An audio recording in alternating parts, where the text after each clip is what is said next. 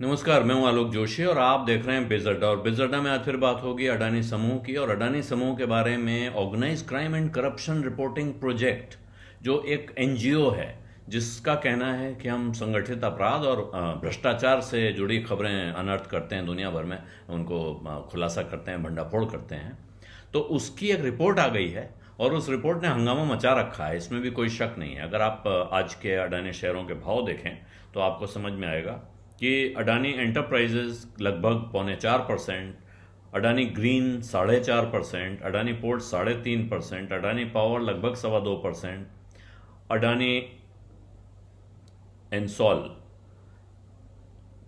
3.53 और अडानी अंबुजा सीमेंट भी 3.5% नीचे गिरा हुआ है। एनडीटीवी 2.19% नीचे है। अडानी टोटल 2.5% नीचे है और एडब्ल्यू अडानी विल्मर भी 2.5% नीचे है। तो एक तरह से सिर्फ एसीसी को छोड़ के जो लगभग 0.5% ऊपर है, अडानी समूह की सारी कंपनियों के शेयर आज गिरे हुए दिख रहे हैं। और ये दबाव आज का नहीं है, ये दबाव पहले से महसूस हो रहा है, क्योंकि जब से इस रिपोर्ट की चर्चा आई थी उस वक्त ये नाम नहीं दिया गया था कि यह किस्सा अडानी समूह का होने वाला है। उस वक्त ऐसा लग रहा था कि ये सिर्फ अडानी नहीं है, और लोगों के भी नाम आ सकते हैं।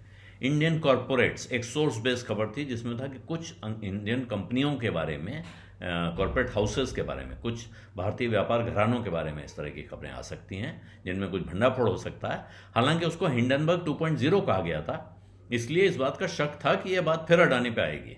और इसलिए भी शायद यह शक था क्योंकि अडानी के बहाने भारत सरकार यानी मोदी सरकार को निशाना बनाने की कोशिश बार बार हो रही है कि इस अडानी के इतने रहस्यमय तेजी के ऊपर, इनका जो जिस रफ्तार से इनकी तरक्की हो रही है, उसके पीछे मोदी जी का कितना हाथ है। इस बात को अगर इस्टेब्लिश किया जाए तो फिर ये राजनीतिक सवाल बन सकता है। इसलिए भी शंका थी कि अडानी का नाम तो होगा, लेकिन क्या अडानी के साथ और भी नाम होंगे, ये प्रश्न थे। लेकिन अब आज क्योंकि ये रिपोर्ट आ गई है और इसमें ये रिपोर्ट ओसीसीआरपी के अपने पोर्टल पर और इसके अलावा फाइनेंशियल टाइम्स में और ब्रिटेन के अखबार गार्डियन में, दोनों में ये प्रमुखता से छपी हुई खबर है, इसलिए अब ये हंगामा इसका शुरू हो गया है। विपक्ष के नेता एक के बाद एक आ रहे हैं, बयान दे रहे हैं। राहुल गांधी प्रेस कॉन्फ्रेंस करके फिर जेपीसी की मांग कर चुके हैं और किस्सा क्या हुआ है ये देखना चाहिए। तो ओसीसीआरपी कह ये रहा है, उसकी जो रिपोर्ट आई है उसके हिसाब से मॉरिशस में कुछ ऐसी एंटिटीज़ हैं, ऑफशोर स्ट्रक्चर्स उसका वो नाम ले रहे हैं, जिन्होंने 8 से 14% के शेयर अडानी की 4 कंपनियों में, Adani power, Adani enterprises, Adani ports और अडानी ट्रांसमिशंस में खरीदे हैं। और इनके बारे में अब उनका कहना है कि ये जो फंड्स हैं जिनके रास्ते ये पैसा आ रहा है, ये अडानी समूह के प्रमोटरों से जुड़े हुए हैं। और वो हिंडनबर्ग ने भी बिल्कुल ये इल्ज़ाम लगाया था। उसने कहा था कि इसके कुछ सूत्र और कुछ तार मिल रहे हैं। यहाँ ये रिपोर्ट कह रही है हमारे पास इसके तथ्य मौजूद हैं, इसके फैक्ट्स मौजूद हैं, हमारे पास नए दस्तावेज हैं। इससे ये थोड़ा सा इसमें वजन ज़्यादा आता है और ये परेशान करने का कारण बन सकता है अडानी समूह को। लेकिन क्या इससे अडानी समूह के लिए बड़ी मुश्किल खड़ी होने वाली है? तो वहाँ एक एक चिट्ठी इसके अंदर आ रही है, जो चिट्ठी मुसीबत ने डाल सकती है सेबी के एक पूर्व चेयरमैन को और साथ में अडानी ग्रुप को। क्योंकि ये चिट्ठी जिसका हवाला दिया जा रहा है, जो चिट्ठी अब अलग से सर्कुलेट होने लगी है मीडिया के लोगों के बीच, उसमें डीआरआई ने सीबी को एक चिट्ठी लिखी थी और ये 2014 की जनवरी में लिखी थी, जिसमें उनका कहना था कि साहब हम तो जांच कर रहे थे ओवर इन्वॉइसिंग की, कि अडानी समूह ने अपने पावर इंफ्रा प्रोजेक्ट्स के लिए कुछ मशीनरी मंगवाई थी जिसका दाम ज़्यादा दिखाकर उसमें से, जाहिर है मैनेजमेंट और प्रोमोटर्स इस तरह के काम करते रहे हैं, ऐसे बहुत सारे किस्से पकड़े जाते हैं। इल्ज़ाम थे कि इन लोगों ने यहाँ से पैसा निकाला है और उसके बाद उस पैसे को घुमाकर भारत के बाजार में भी निवेश किया है इन्हीं कंपनियों में। इस तरह की बात उस चिट्ठी में कही गई थी। साथ में उसमें सेबी को ये प्रस्ताव भी दिया गया था कि हमने इसमें काफ़ी जांच की है और हमें पता चला है कि सेबी भी जांच कर रही है, इसलिए हमारे ये अधिकारी इस किस्से की जांच कर रहे हैं और आप चाहें तो उनसे मदद ले सकते हैं, उनसे और समझ सकते हैं, उनके पास जो दस्तावेज हैं, जो सबूत हैं, उनकी पड़ताल कर सकते हैं। तो अब जो गंभीर सवाल उठ गया है इस समय, वो है कि क्या सेबी ने डीआरआई की उस चिट्ठी पे आगे कोई जांच की, और अगर नहीं की तो क्यों नहीं की।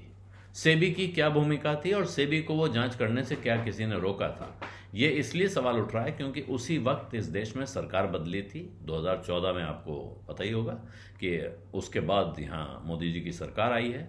और ये अगर सेबी ने उस वक्त ये जांच बंद की थी और इतने मजबूत आधार के बाद, जबकि डीआरआई साफ साफ चिट्ठी लिख के कह रहा है कि ये पैसा यहाँ से निकल के गया है, कंपनियों से साइफन ऑफ किया गया है, और उसके बाद हमें ऐसे संकेत मिले हैं कि ये पैसा घूमकर भारत के शेयर बाजार में इन्हीं कंपनियों में इन्वेस्ट किया गया हो सकता है। तो ये एक तरह से इनसाइडर ट्रेडिंग का मामला बनता है सेबी के नियमों के हिसाब से। दूसरा, सेबी के जो पब्लिक लिस्टिंग नॉर्म्स हैं कि किसी भी कंपनी में प्रमोटर का स्टेक 75% से ज़्यादा नहीं हो सकता है।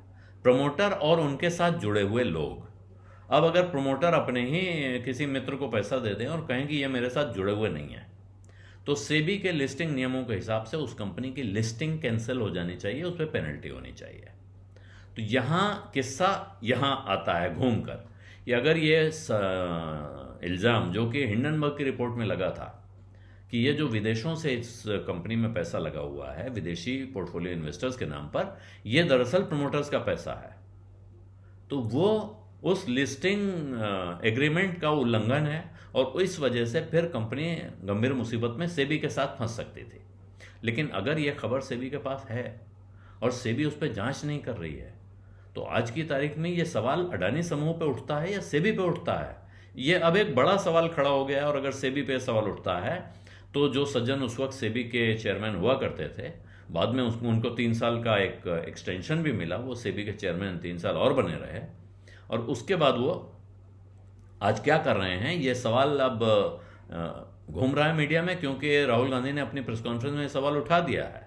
इसलिए अब ये किस्सा थोड़े दिन और परेशान करने वाला है। ऐसे में अडानी समूह के शेयरों का क्या होगा, वो कितना गिरेंगे, क्या वो हिंडनबर्ग की तरह गिरेंगे? यहाँ इसका जवाब दिया जा सकता है कि अब वो हिंडनबर्ग की तरह नहीं गिरेंगे, उतना तेज़ी से उसमें गिरावट की संभावना नहीं रह गई है। एक वजह यह है कि अभी वो ऑलरेडी काफ़ी गिरे हुए हैं, बड़ी मुश्किल से कुछ संभले थे, लेकिन अब कितने दिन संभले रहेंगे ये कहना मुश्किल है, यहाँ से और दबाव में आ सकते हैं।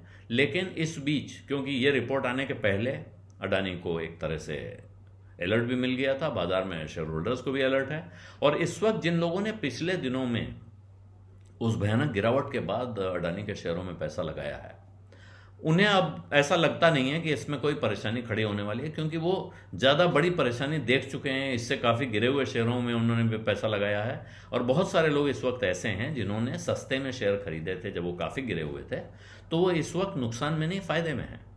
और जो लोग बहुत पहले पैसा लगा के बैठे थे, जिन्होंने हिंडनबर्ग की रिपोर्ट आने के ठीक पहले पैसा लगाया था, उन्होंने काफ़ी ऊंचे पे पैसा लगाया था। उनमें से बहुत से लोग घबरा कर बेच चुके हैं, उन्हें डर लगा कि यार पता नहीं कहाँ चला जाए, बेच दो। तो अगर वो बेच चुके हैं तो बाहर जा चुके हैं, उन पर कोई असर अब होना नहीं है। और जिन लोगों ने तब उस गिरावट के बाद नहीं बेचा, इसका अर्थ है कि या तो उन्हें अडानी के कारोबार पर बहुत भरोसा है, और या वो इस बात को लेकर ज़्यादा चिंतित नहीं है। उन्होंने जितना एक्सपोजर लिया है उसके बारे में मुतमईन है कि अगर ये बचे रहे न रहे कोई ख़ास फ़र्क नहीं पड़ता है, हम लंबे दौर में देखेंगे क्या होना है, अभी साल 2 साल के डेवलपमेंट पे हमको ध्यान नहीं देना है। तो ऐसे लोगों की सेहत पे भी कोई ख़ास असर पड़ता नहीं है। अब सेंटिमेंट का सवाल है, तो बाज़ार में अगर ये सेंटिमेंट ख़राब हुआ, ये भावना ज़्यादा भड़क गई कि साहब कुछ बड़ी गड़बड़ी हो रही है, सरकार उसको कवर अप कर रही है, तो मुश्किल बढ़ सकती है। लेकिन अगर वो किस्सा बड़ा नहीं होता है तो फिर मुझे नहीं लगता है कि शेयर होल्डर्स इसको लेके कोई खास परेशान होते हुए दिखाई पड़ेंगे। बीज अड्डा में आज इतना ही, अब इजाज़त दीजिए, धन्यवाद, नमस्कार। अब बिस्तक के प्रीमियम मेंबर्स को मिलेगा एक और फायदा, रोज सुबह 10 बजे कमाई वाला ऑप्शन बिस्तक के कम्युनिटी पोस्ट पर। तो हो जाइए तैयार, क्योंकि जो यहाँ है वो कहीं और नहीं मिलेगा। और हाँ, अगर आपने अभी तक ज्वाइन नहीं किया है तो ज्वाइन कीजिए YouTube पर बिस्तक प्रीमियम मेंबरशिप।